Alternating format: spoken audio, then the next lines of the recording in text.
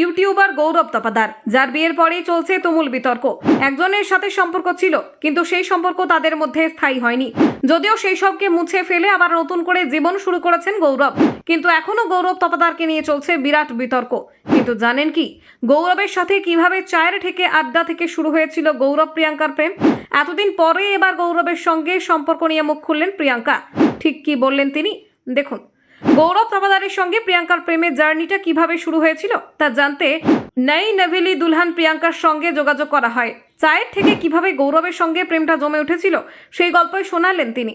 তাহলে জেনে নেওয়া যাক গৌরব তপাদার প্রিয়াঙ্কা সরকারের সেই মিষ্টি প্রেমের কাহিনী। বিগত বেশ কয়েকদিন ধরেই চর্চায় ছিলেন জনপ্রিয় ইউটিউবার ও মোটিভেশনাল স্পিকার গৌরব তপাদার। তার ব্যক্তিগত জীবন নিয়ে রীতিমতো কাটাছেঁড়া করা হয়েছে। ছোটবেলার প্রেমিকাকে ছেড়ে কেন অন্য মেয়েকে বিয়ে করলেন সেই নিয়ে একেবারে তোলপাড় নেটপাড়া। শুধু তাই নয়, গৌরবের সদ্য বিবাহিতা স্ত্রী প্রিয়াঙ্কাকে কটূক্তি করতেও পিছপা হননি নেট নাগরিকরা। কিন্তু এইসব বিষয়কে একেবারেই পাত্তা দিতে নারাজ গৌরব, বরং বিয়ে করে সুখেই সংসার করছেন তিনি। নিন্দুকেরা গৌরবের বিয়ে নিয়ে যতই চর্চা করুক না কেন, ভক্তরা কিন্তু প্রিয়াঙ্কার সঙ্গে বিয়েতে খুশি। বরং তারা জানতে চান কিভাবে শুরু হয়েছিল তাদের প্রেম কাহিনী।